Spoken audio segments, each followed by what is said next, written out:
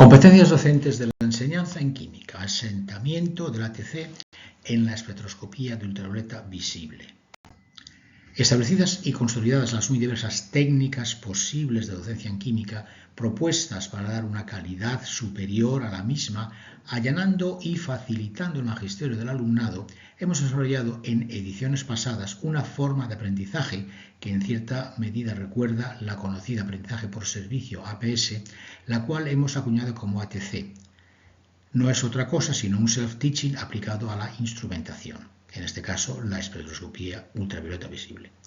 El objetivo principal es conocer bien la técnica, saber el número de bandas en función de la configuración electrónica del metal y determinar su posición según el campo geométrico. Esto le habilita al alumnado para descifrar y entender los frutos de la espectroscopía ultravioleta visible en su vertiente de los compuestos de los elementos de transición. Indudablemente, el self-learning o self-teaching es el método elegido en este caso y el número de participantes será no mayor de 10 por sesión. La adquisición del conocimiento necesario para el uso de la misma será en su vertiente autodidacta, que permite un uso de forma bastante notable de la técnica. Se aprenderán los conceptos más importantes de la espectroscopía ultravioleta visible: rango espectral, números cuánticos de los niveles energéticos en especies mono y polielectrónicas, reglas de selección relacionadas con el número, posición e intensidad de las bandas, equivalencias entre simetrías de campo octaédrico y tetraédrico, absorción de energía electromagnética, estado fundamental y estado excitado. Aspectos todos ellos que el alumno aprenderá con la guía correspondiente del docente de forma autodidacta mediante las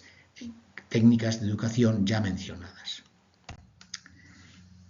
El alumno tendrá que empezar a preguntarse qué es la espectroscopía electrónica y averiguará que se trata de una radiación que se origina en una absorción que da lugar a transiciones electrónicas en la molécula del complejo, de un complejo, un compuesto de coordinación. En el espectro se puede ver el caso del hexacuo níquel 2+, que produce 3 bandas en la zona del visible de menor energía y una banda de mayor intensidad en la zona del ultravioleta. Las transiciones de la zona ultravioleta están relacionadas con los orbitales de los ligandos, mientras que las del visible son transiciones de energía baja que se originan entre los orbitales del metal. Estas son las que interesan estudiar y comprender para saber cuál es el compuesto en cuestión, su simetría y geometría. La absorción máxima en el espectro de ultravioleta visible presenta 3 características importantes: el número de bandas, que es función de la configuración electrónica del metal, de N,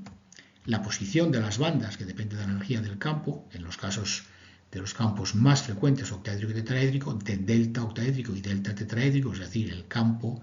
de la muestra en cuestión, y de la repulsión electrónica, y la intensidad de las bandas, dependiente de las reglas de selección. Estos son 3 conceptos muy importantes y fundamentales que el alumno aprenderá en esta forma de aprendizaje. Por ejemplo, si se tiene una especie de 1 en un campo octaédrico, la luz incide y un electrón del estado fundamental pasa al estado excitado. En este caso, si es un campo octaédrico, habría 3 orbitales T2G degenerados y 2 orbitales EG degenerados. El electrón que está en los orbitales T2G pasa a los orbitales EG y se produce ese estado M asterisco, que es lo que se llama estado excitado. Esa transición, fruto de la incidencia de la luz, genera un espectro, en este caso de una banda, como se puede ver en la figura.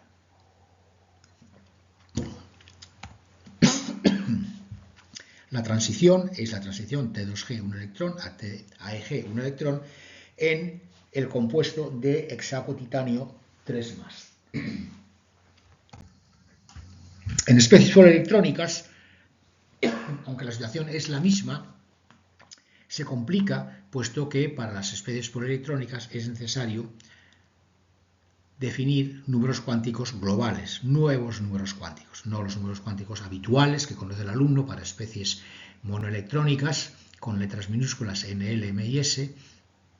sino números cuánticos que se representan por letras mayúsculas. El alumno no es necesario que memorice todas estas fórmulas que aparecen en pantalla, sino que sepa comprender cuál es el fundamento físico en cada caso de esos números cuánticos y su relación con las especies monoelectrónicas.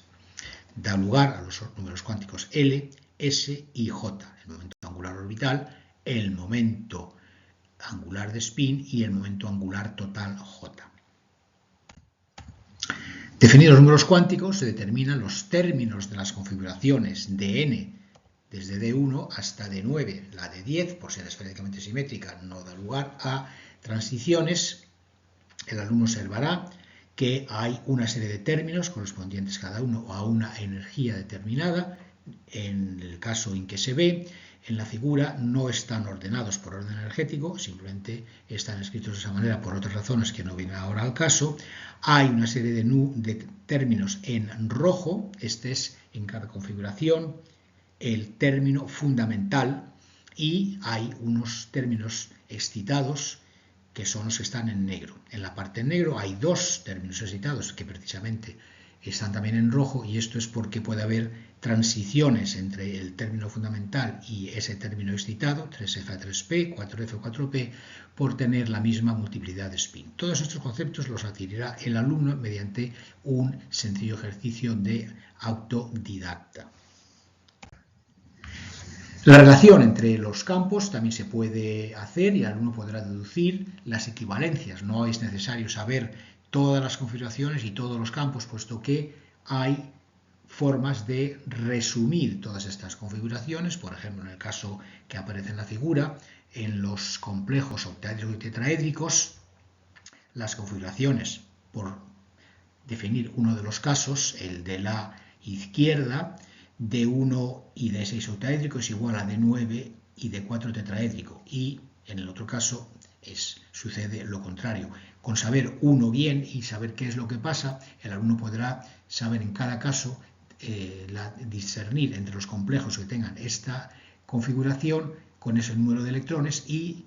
el resultado más importante es que para esos casos aparecerá solamente una banda. Otra cosa es saber, que también lo puede deducir si conoce cómo se construyen estos diagramas de manera sencilla, cuál es el compuesto que se tiene con esa única banda que aparecerá en el espectro. Por el contrario, en los casos de los complejos D2, D3, D7 y D8, los otros eran D1, D4, D6 y D9, aparecerá un término fundamental y un término excitado de la misma multiplicidad de spin. Esto también lo aprenderá el alumno en su ejercicio de self-teaching. Estos son los que aparecen en rojo en la tabla anterior, y las diferencias y equivalencias se muestran en la figura, donde con dos espectros se reúnen 8 posibilidades de 2 y D7 octaédrico y tetraédrico, D3 y D8 tetraédrico y octaédrico, y el alumno también podrá saber cuál es el caso que compete cuando vea el espectro según el número de bandas y según su posición, y podrá saber las equivalencias y las transiciones que se muestran en cada caso de las tres bandas que se corresponden con cada uno de la distribución de los niveles energéticos. Las transiciones se eligen por la red de selección de spin y de Laporte, que el alumno también encontrará en su página virtual, en la página web, porque será puesta allí por el docente. La viabilidad del método se pondrá de manifiesto en el resultado generado desde su puesta en marcha, es decir, al término del periodo de estudio se debe analizar la adecuación del ATC en ultravioleta visible y a la capacidad desarrollada por el alumnado para un manejo adecuado de la instrumentación para la disposición y control de los datos suministrados por el aparato. Esto hará que una situación que puede en principio parecer muy compleja, dada la multitud de posibilidades que hay, se verá que en función de los nuevos números cuánticos, de la distribución de orbitales y de las equivalencias, es mucho más sencilla de lo que aparece, y teniendo en cuenta las reglas de selección podrá determinar qué compuesto es el que tiene entre manos, cuál es su simetría y cuál es su geometría final.